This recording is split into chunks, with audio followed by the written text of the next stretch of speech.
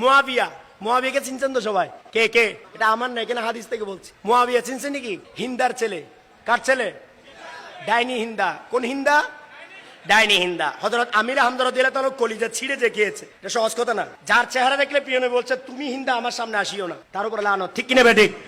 ওই হিন্দার ছেলে হলো মুয়াবিয়া। মুয়াবিয়া হিন্দার ছেলে হলেও কিন্তু আবু সুফিয়ানের ছেলে না। কেননা আবু সুফিয়ানের আগে হিন্দাকে আরেকজনে বিয়ে করেছে। এই আরেকজনে বিয়ে করার পরে 4 মাস গর্ভে ছিল বা 3 মাস গর্ভে ছিল মুয়াবিয়া। তারপর আবু সুফিয়ানের ঘরে এসে 6 মাস পরে মুয়াবিয়ার জন্ম হয়। তাহলে এই সূত্রে মুয়াবিয়া কি সন্তান? আমাদের কথা না, এটা এই সূত্রে মুয়াবিয়া কি সন্তান? এবার বুঝে নিবে। মাওলা আলীর শানে যত হাদিস পাওয়া যায় অন্য কোন সাহাবীর শানে বলেন না, অন্য কোন সাহাবীর শানে। অতএব মাওলায়ে আলা হলো সবার থেকে এক্সেপশনাল, আলাদা কিছু। ঠিক না বেঠিক? মাওলা আলীকে মানবেন, ভালোবাসবেন, কিন্তু সিদ্দিক আকবর, ফারুক আজম সহ ওনাদেরকে যদি কেউ অস্বীকার করে সেখান থেকেও সতর্ক থাকবেন। ঠিক কিনা? এখানে মানামানি তাদেরকে অস্বীকার করা নয়, হাদিসে যেটা পাওয়া যায় সেই বর্ণনাটা তুলে ধরা। এখানে বলা হচ্ছে ইমাম আহমদ ইবনে হাম্বল রাহমাতুল্লাহ আলাইহি গাউসে পাক যে ইমামকে মানতেন। কার কথা বলছি? বলেন না সবাই, কার কথা বলছি? ইমাম গাউসে পাক রাহমাতুল্লাহ আলাইহি যে ইমামকে মানতেন, মাযহাবি মাসালা ফলো করতেন, সেই ইমামের নাম হলো ইমাম আহমদ ইবনে হাম্বল রাহমাতুল্লাহ আলাইহি। তিনি বলতেছেন আলীর শানে যত হাদিস পাওয়া যায় অন্য কোন সাহাবীর শানে এত হাদিস নাই। জোরে বলেন না সুবহানাল্লাহ। আমি কিছু বর্ণনা ফেলে যাচ্ছি, এরপরে আসেন 4633 নম্বর বর্ণনা। 4633 নম্বর হাদিস আল মুস্তাদরাক থেকে বলছি, খেয়াল করবেন।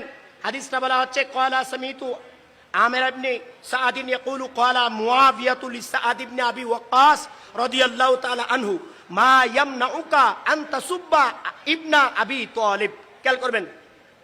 ক্বালা ফাকালা লা আসুব্বু মা যাকারতু সালাসান ক্বালা হুন্না লাহু রাসূলুল্লাহ সাল্লাল্লাহু আলাইহি ওয়া আলিহি ওয়াসাল্লাম ইলাল আখির।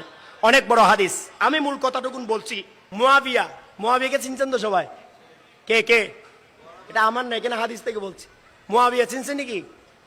হিন্দার ছেলে। কার ছেলে? ডাইনি হিন্দা। কোন হিন্দা? ডাইনি হিন্দা। হযরত আমির হামজা রাদিয়াল্লাহু তাআলা কলিজা ছিঁড়ে যে খেয়েছে। এটা সহজ কথা না। যার চেহারা দেখলে প্রিয় নবী বলছে তুমি হিন্দা আমার সামনে আসিও না, তার উপর লানত। ঠিক কিনা বেঠিক? ওই হিন্দার ছেলে হলো মুয়াবিয়া। মুয়াবিয়া হিন্দার ছেলে হলেও কিন্তু আবু সুফিয়ানের ছেলে না। কেননা আবু সুফিয়ানের আগে হিন্দাকে আরেকজনে বিয়ে করেছে। এই আরেকজনে বিয়ে করার পরে 4 মাস গর্ভে ছিল বা 3 মাস গর্ভে ছিল মুয়াবিয়া।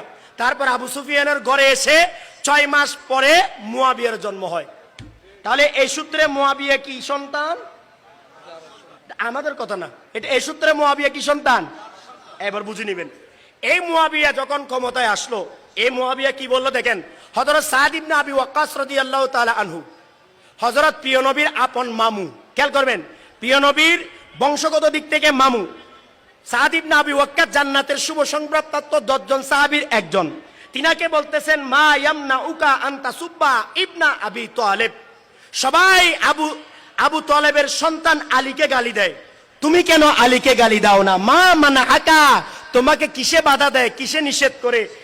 এই কথাটুকুন কোরআনে ইবলিস সম্পর্কে আছে।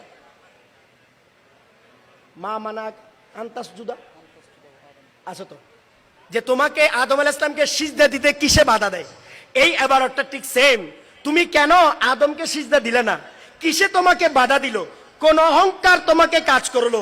কি কি খেয়ালে তুমি আদমকে সিজদা করো নাই? তখন বলতেছেন আনা খায়রুম মিনহু, আমি আদম থেকে শ্রেষ্ঠ। নাউযুবিল্লাহ বলেন না। এটা কার কথা? ইবলিসের কথা। আর এখানে হাদিসে বলা হচ্ছে মুয়াবিয়া সাদ ইবনে আবি ওয়াক্কাস রাদিয়াল্লাহু তাআলা আনহু বলতেছেন সবাই তো মিম্বারে মিম্বারে মেহরাবে মেহরাবে গালি দেয়, খুতবার মধ্যে গালি দেয়, তুমি কেন গালি দাও না? তখন তিনি বলতেছেন আমি সাদ ইবনে আবি ওয়াক্কাস মাওলা আলীর শানে যে হাদিসগুলো শুনেছি, সেই হাদিসগুলো যতক্ষণ আমার কানে থাকবে, মনে খেয়ালে ধ্যানে থাকবে, আমি আলীকে কখনো গালি দিতে পারবো না। জোরে বলেন না সুবহানাল্লাহ। আরো জোরে বলেন না সুবহানাল্লাহ।